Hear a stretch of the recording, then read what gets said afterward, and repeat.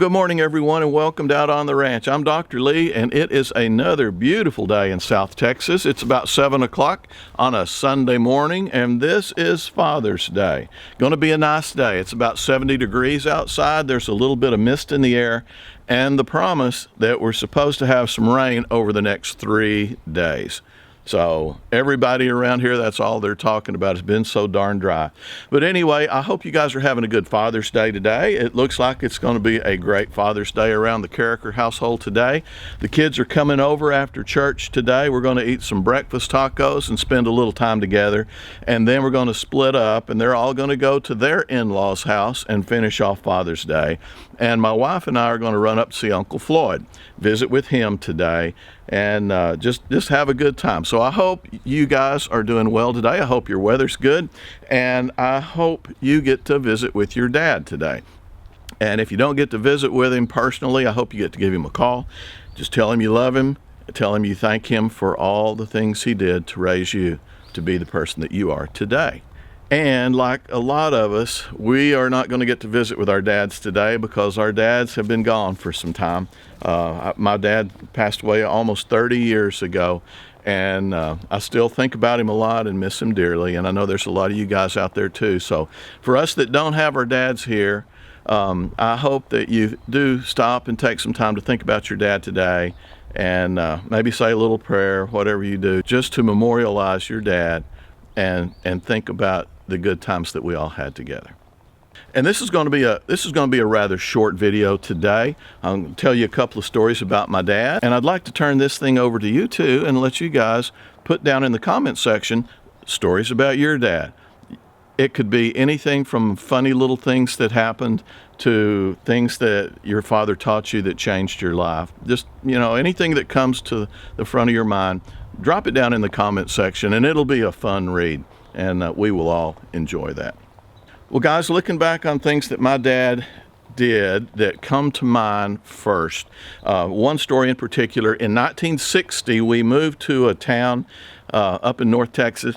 I was about 7 years old, and I remember in the first few days we were there, my sister and I were in the back seat of the car, mom and dad in the front, and we came up to an intersection and stopped, and there was a man standing on the side of the road. And he looked his clothes were all disheveled, his hair was messed up, he was twitching and staggering, and what my sister and I thought was the most comical sight we'd ever seen. So we were laughing and giggling, and my dad hollered at us to be quiet, and so we just snickered a little bit more quietly, and I could tell it really irritated my dad. I looked up, and I could see his eyes in the rearview mirror of the car burning a hole through my soul. You've all seen that from your dad before too. And as soon as my dad got through the intersection, he pulled over on the side of the road, and I thought, this is not good. And he put the car in park, he opened his door, and I thought, this is not good. And he came around to the back seat, he opened the door to the back seat, and I thought, this is bad. And he grabbed me by the arm, and he reached over and he grabbed my sister by her arm, and he drug us out to the side of the car, put us up on the curb, and he said, I am very, very disappointed in you two. He said, y'all are laughing at that poor man back there as if you're better than that man back there. And he said, you don't know what happened to that man to cause him to be like that. You don't know what happened in his life that caused him to be like that. That could happen in your life too. And you may wind up like that someday, and kids will laugh at you. And he said, God made that man, and he loves that man every much as he loves you. And he said, right now, he probably likes that man better than he likes you. And he grabbed me by the collar and the belt, and he drug me around, and he threw me in the back of the car. He grabbed my sister by the arm and put her in the back of the car too, not in a very friendly manner, and he slammed the door and he drove off. And it was a very cool ride the rest of the way. Very quiet in the back seat that day. But I never forgot that. That was a lesson that stuck with me forever. And, he didn't put me in timeout. I mean, he took me out and he gave me a verbal thrashing that burned into my soul. And it did for a rightful reason. And that rightful reason is this. After we'd been in that town for some time, we found out that that man was a war veteran. He was in the middle of a bombardment, and he got blasted by shells, and they were trapped wherever this happened. I don't recall, but they were trapped for days and were shelled and shelled and shelled day and night. And this poor man was mentally a mess. And not only was he an emotional mess, he had also sustained some really severe physical injuries as well. He had plates in his head, he had brain damage, he had scars all over his arms and his legs. And so here was a man who had given up all the good things in life.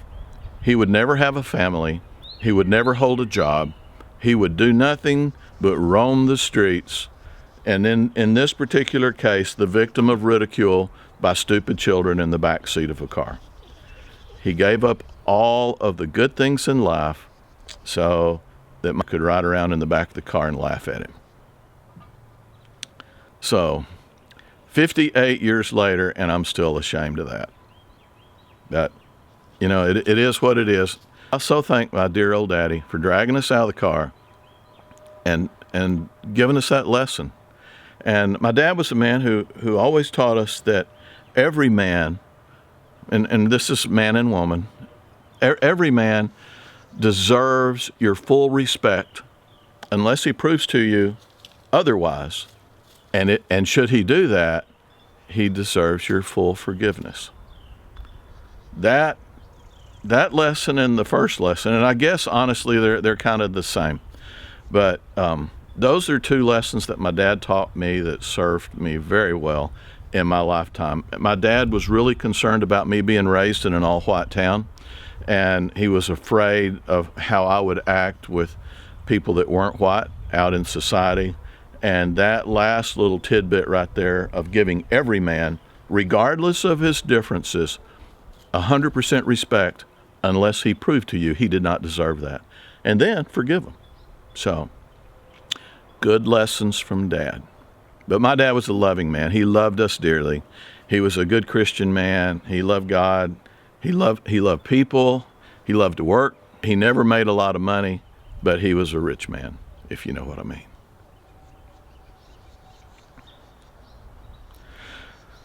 So he taught me a lot, and I tried to be a good dad. One other dad lesson that was bestowed upon me, and this one was not from my dad, but this one was about how to be a good dad.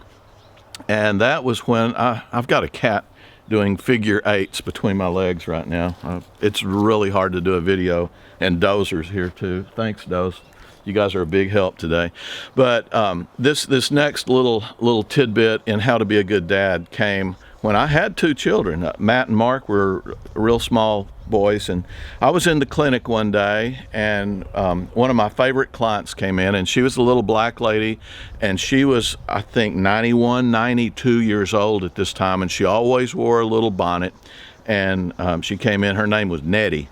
And Nettie came in one day, and she had this little dog named Cindy, and she brought Cindy in, and I was in the first exam room, and I was nailing pictures of Matt and Mark up on Frank's rubbing against the tripod there. I hope that didn't rattle you. I really need all this help today. But Mrs. Benson came in the clinic, and I was nailing up these pictures of Matt and Mark on the wall, and they were brand new pictures that my wife and I had taken of the boys out in some blue bonnets, and I was nailing those up there, and she said, "Well, good morning, Dr. Lee." And I said, "Well, good morning, Miss Benson. How are you?" And she said, "Fine." She said, "What you doing there?" And I said, "Well, I'm nailing up these pictures of the boys on the wall." And she said, "Yep, those boys." She said, "I got a bunch of boys too," and she said, "They're good boys." And she said, "We raised them right." And I said, "Well, I'm sure you did, because you're a good person, and I'm sure you raised your children to be just like you." And she said, "We did our best." And she said, "You know, let me give you one little piece of parenthood advice, and I want you to remember it all your life." And I said, "What's that, Miss Benson?" And she said, "You need to discipline those children." Frank, get back. Sorry. Miss Benson said, "Dr. Lee, you need to discipline those boys. Never be afraid to discipline those boys." She said, "Because if you don't, the police will."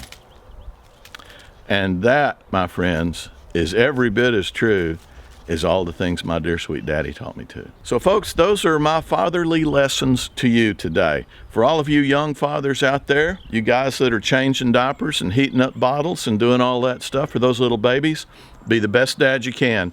Your day will come, buddy, and you will be tried. So remember what old Dr. Lee had to say today, because those are all pretty good lessons I just gave you. Well, folks, that's about it for today. I really appreciate you stopping by to say hi, and I hope you all have a wonderful Father's Day. You guys take care. I look forward to seeing you next time. Always remember I love you, and we will see you soon. Bye-bye now.